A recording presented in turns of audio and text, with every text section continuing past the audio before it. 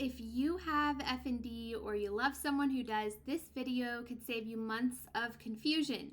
These are the 9 things I really wish I knew earlier when I was trying to recover. I had a severe case of FND and it was really, really bad, invalid level bad. Like sometimes I was bedbound and mute. And when I wasn't, I would have trouble speaking. I would constantly fall down and a whole bunch of other symptoms that I won't go into. I actually had to move back in with my parents in my 30s so they could take care of me because I couldn't support myself or really live on my own. But now I'm about 95% recovered and I've learned a lot of this the hard way.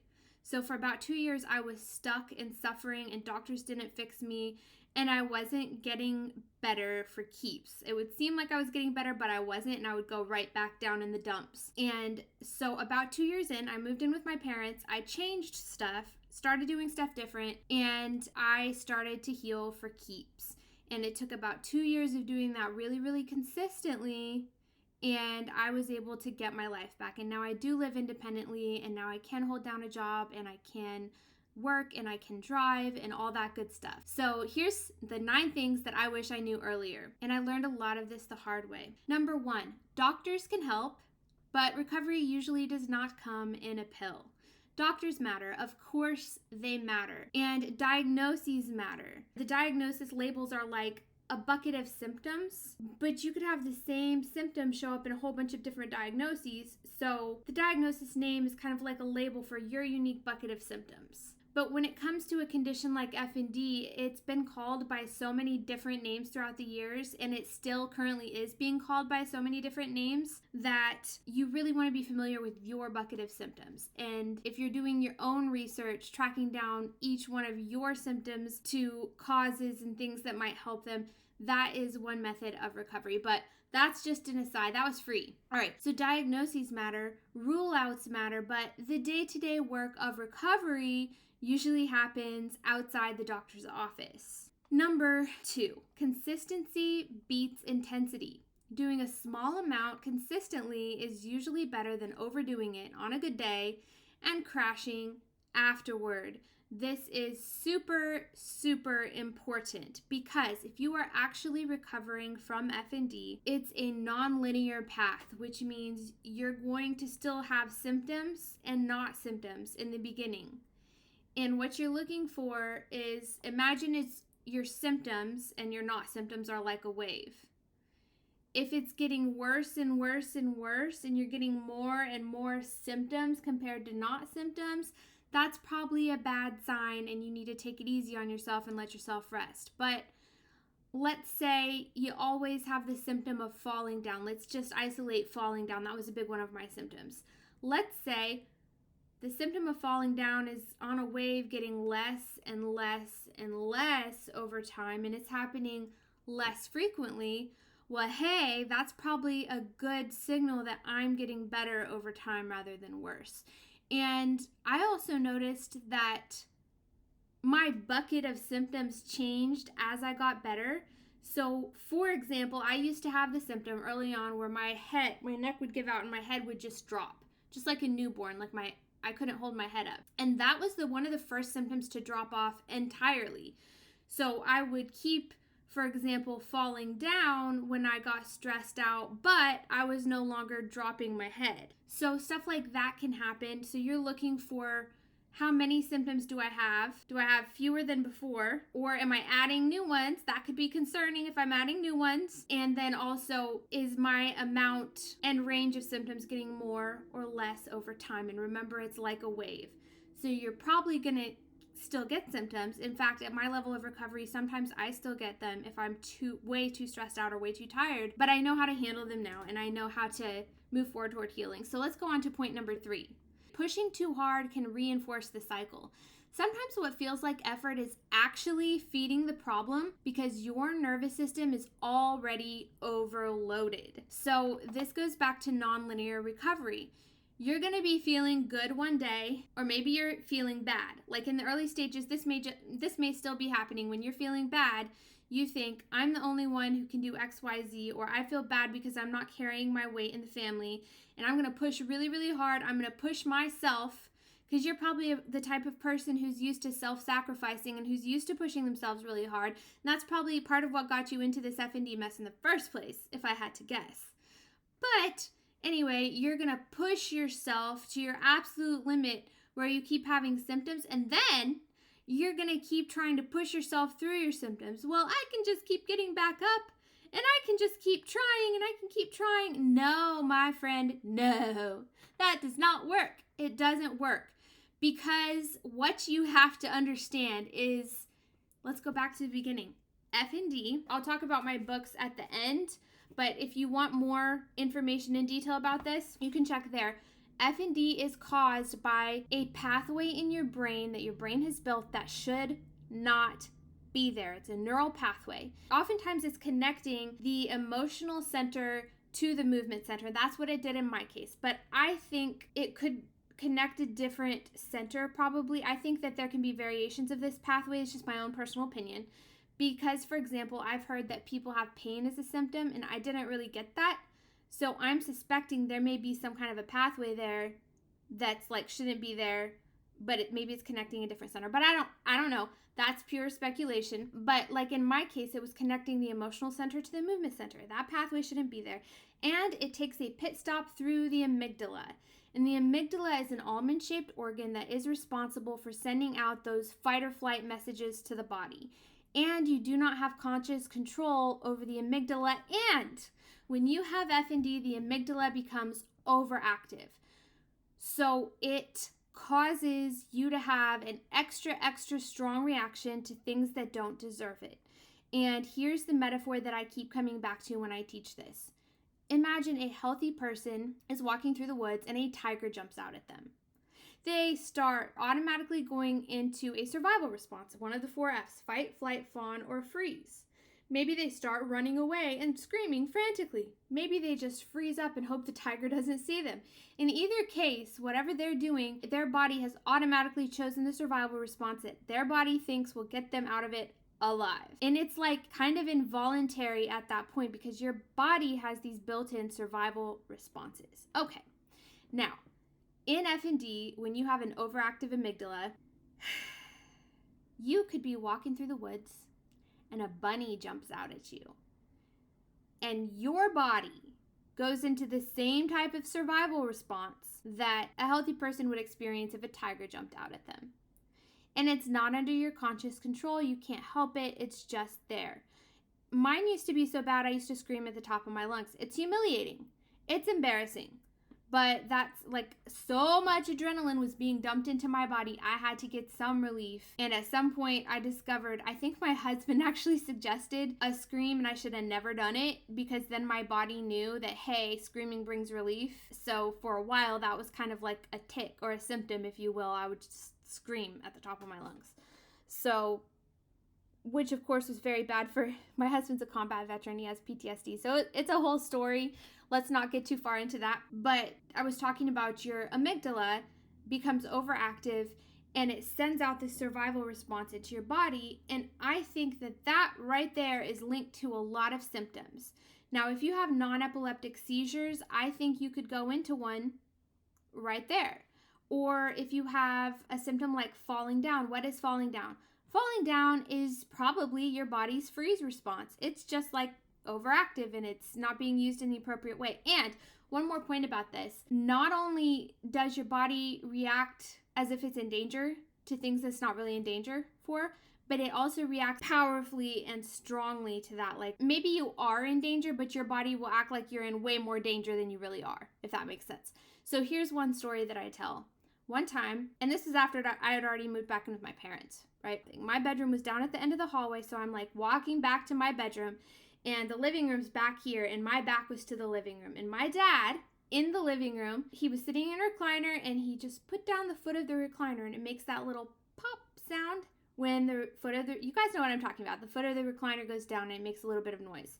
Oh my word, my body automatically dropped to the floor.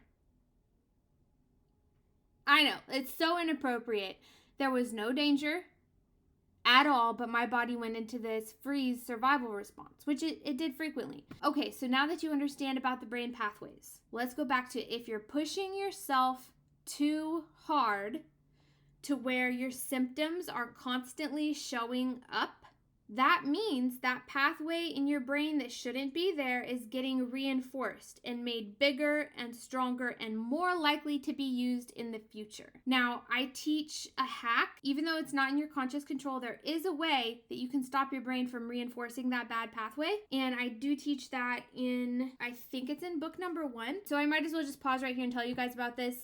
This is FND Recovery Guide Volume 1, 7 Evidence-Based Steps to Heal Functional and Neurological Disorder. This is Volume 2. This is a symptom tracker, so you can track how often specific symptoms are coming up. Now, a couple more projects that I'm working on. I will be coming out with one of these that's specific to FND, so it's a little bit easier. And I'm working right now on writing a book, FND Recovery Guide for Teens, and then I probably will be doing a simplified version of these 2 books into like a pocket guide or something that's easier to read. This is backed by tons of research. These 2 books right here, 725 sources, most of which is peer-reviewed research. You can, of course, skip through it. You don't have to read all the research, so that's what the pocket guide will be for. But this is all available on Amazon, and the link down in the description will have my website on it where you can sign up for my email list and get direct links to your Amazon marketplace. But really, all you have to do is type in my name, Alyssa Black, and FND Recovery Guide, and it should pop up. And so I explain in the book a hack you can use to short circuit your brain from constantly really damaging itself by continuing to reinforce those symptom pathways that shouldn't be there. And that is really the first step to healing. So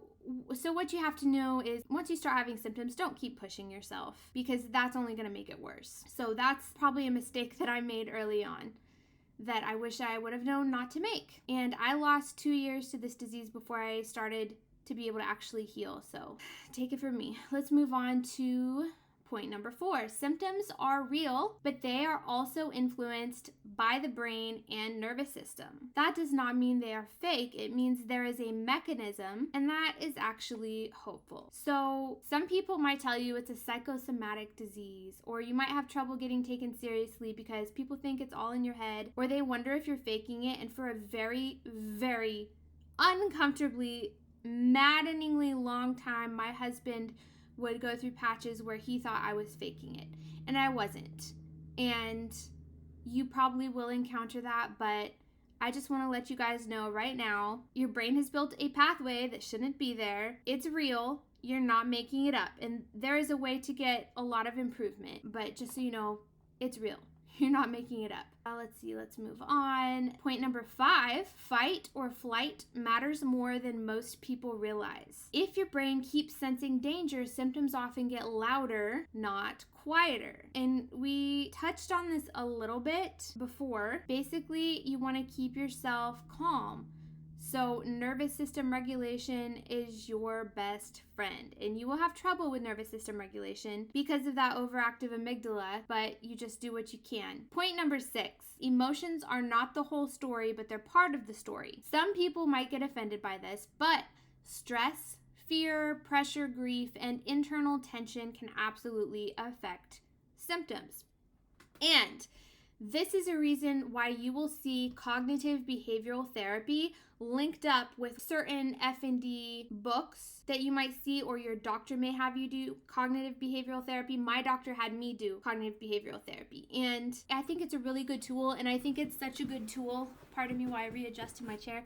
I think it's such a good tool that I'm going to be including it in my FND Recovery Guide for Teenagers and their caregivers. The problem that I had was when my doctor put me through the CBT course, I also had the symptom of extreme fatigue. I learned exactly what they taught me, but then I would be too tired to work on it a lot by myself throughout that time. I did find something that was really helpful for me, and this is not sponsored by an app in any way, but what I did eventually later on was get a CBT app on my phone, and I was able to use that, and that was really helpful because it could kind of prompt me of what the next step in my CBT was, so I could go on through and process trauma. And another thing to remember is that somebody can have a really good life and they still have trauma. It may not in the grand scheme of things be as bad of trauma as somebody else has, but what your body considers trauma is something that basically it couldn't process. It was too much for your body. And two people could go through the same thing and one of them comes out traumatized and one of them doesn't, because one of them was able to process that situation appropriately. But if it's too overwhelming for another person, that may be stuck trauma in their body and their mind, and they need to actually do the work of processing it appropriately and replacing those bad negative initial thoughts with something better and healthier so that they can sort of start to let it go. And that's what cognitive behavioral therapy is for. And if you can start to actually get rid of some of those big traumas that keep coming up in your mind and you can process through those, that might make your FND easier to manage. But of course, use caution under the care of your doctor. Number 7, good days can trick you. A good day does not always mean you can go full speed. Sometimes it means you need to be wise so you can have another good day tomorrow.